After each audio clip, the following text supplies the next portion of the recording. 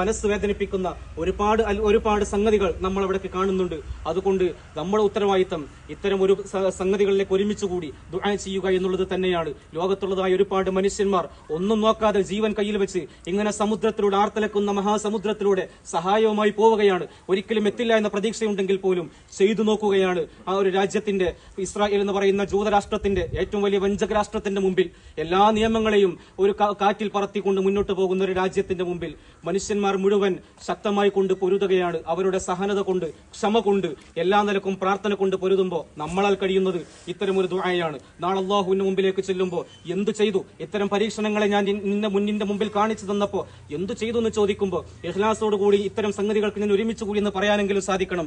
അതുകൊണ്ട് പ്രിയപ്പെട്ടവരെ, നമ്മുടെ ദുആകളിൽ കൃത്യമായി നമുക്ക് ഓർക്കാൻ സാധിക്കണം. നമ്മുടെ പ്രിയപ്പെട്ട ഫലസ്തീനിലെ പാവപ്പെട്ട ഉമ്മത്തിനെ നമ്മുടെ സ്വകാര്യ ദുആകളിൽ പോലും നമ്മൾ കൊണ്ടുവരണമെന്ന് മാത്രമല്ല, മനസ്സ് കൊണ്ട് ഐക്യപ്പെടണം. ആ ഒരു ജനതയ്ക്ക് വേണ്ടി, പിഞ്ചു ബാല്യങ്ങൾക്ക് വേണ്ടി, എന്തിനാണ് ഞാൻ മരിക്കുന്നതെന്ന് പോലും അറിയാത്ത പാവപ്പെട്ട മക്കൾക്ക് വേണ്ടി, ആ മണ്ണിൽ നിണം പറ്റി മണ്ണോട് ചേരുന്ന ഒരുപാട് മനുഷ്യന്മാർ, പ്രിയപ്പെട്ട ഒരുപാട് മക്കൾ, വൃദ്ധർ, ഒന്നനങ്ങി നടക്കാൻ പോലും കഴിയാത്ത പാവപ്പെട്ട വൃദ്ധന്മാർ, സ്ത്രീകൾ, കുട്ടികൾ, അവരൊക്കെ ഒന്ന് സംരക്ഷണം തേടി അലയുന്നത് ഹോസ്പിറ്റലുകളിലേക്കാണ്. ഹോസ്പിറ്റൽ നടത്തുന്നതോ അറബികൾ എന്ന് പറയുമ്പോൾ ഒക്കെ മുസ്ലിമീങ്ങളല്ല, അവിടെ ക്രിസ്ത്യാനികളുണ്ട്. പക്ഷെ അവരെല്ലാം ഒറ്റക്കെട്ടാണ് ആ വിഷയത്തിൽ. ഇവിടെ ക്രിസ്തീയ സഹോദരന്മാർ പലപ്പോഴും മൗനം പാലിക്കുമ്പോൾ പോലും കൃത്യമായി നമ്മൾ പഠിപ്പിച്ചു കൊടുക്കേണ്ടതുണ്ട്. ക്രിസ്ത്യാനികളുണ്ട് അവിടെ മഹാനായ ഉമറുൽ ഫാറൂഖ് തങ്ങൾ പോലും അവർക്ക് അവകാശം വകവെച്ച് കൊടുത്തിട്ടുണ്ട്.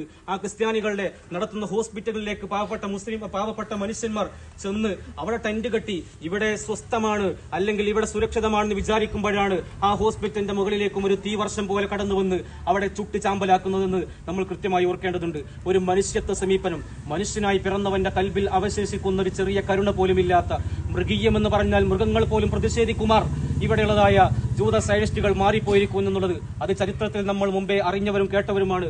അവരുടെ ഒരു കൃത്യമായി കൊണ്ടുള്ളതായ അവരുടെ ആ ഒരു സ്വഭാവ രീതിയെ സംബന്ധിച്ച് പരിശുദ്ധ ഖുർആൻ നമ്മളൊക്കെ ബോധ്യപ്പെടുത്തിയതാണ്. കുടിക്കുന്ന വെള്ളത്തിൽ പോലും വിശ്വസിക്കരുതെന്ന് പരിശുദ്ധമായ ഖുർആൻ പറഞ്ഞിട്ടുണ്ടെങ്കിൽ പോലും സയ്യിദുനാ ഉമറുൽ ഫാറൂഖ് തങ്ങളൊക്കെ ഒരു കരാറുണ്ടാക്കിയപ്പോൾ അവരുടെ ആരാധന കർമ്മങ്ങൾക്ക് പോലും അവകാശം വകവെച്ചു കൊടുത്തു. അതാണ് പരിശുദ്ധമായ ഇസ്ലാമിന്റെ കാഴ്ചപ്പാട് എന്നുള്ളത്. അതുകൊണ്ട് നീതിയുടെ പക്ഷത്ത് നിന്നുകൊണ്ട്, ഒരു മനുഷ്യനായി പിറന്നവനൊക്കെ നീതിയുടെ പക്ഷത്ത് നിന്നുകൊണ്ട് ഒച്ച വെക്കേണ്ട, അതിനുവേണ്ടി പ്രതിഷേധിക്കേണ്ട, അതിനുവേണ്ടി ദുആ ചെയ്യേണ്ട വളരെ പരമപ്രധാനമായ സമയങ്ങളാണ്. അതുകൊണ്ട് ആ ഒരു ഉത്തരവാദിത്തത്തിന്റെ പേരിലാണ് നമ്മൾ ഈ ഒരു വെള്ളിയാഴ്ച ദിവസത്തിൽ പള്ളിയുടെ മുമ്പിൽ ഈ ഒരു വെയിലത്തും നമ്മളിങ്ങനെ ഒരുമിച്ച് കൂടി നിന്നിട്ടുള്ളത്. ഒരു ചെറിയ, ഇതൊന്നും ഒരു അധ്വാനത്തിന്റെ ഒരു അംശം പോലുമല്ല, നമ്മുടെ ഏറ്റവും ചെറിയ അദ്നൽ ഈമാൻ എന്ന് പറയാവുന്ന ഏറ്റവും ചെറിയൊരു വിശ്വാസത്തിന്റെ ഭാഗമായി കൊണ്ടാണ് നമ്മളൊക്കെ ഒരുമിച്ച് കൂടിയിട്ടുള്ളത്. ഒരുപാട് മനുഷ്യന്മാർ കഠിനാധ്വാനം ചെയ്യുമ്പോൾ, കഷ്ടപ്പെടുമ്പോൾ, അലയടിക്കുന്ന മഹാസമുദ്രത്തിലൂടെ ജീവനും കൊണ്ട് അവരിലേക്ക്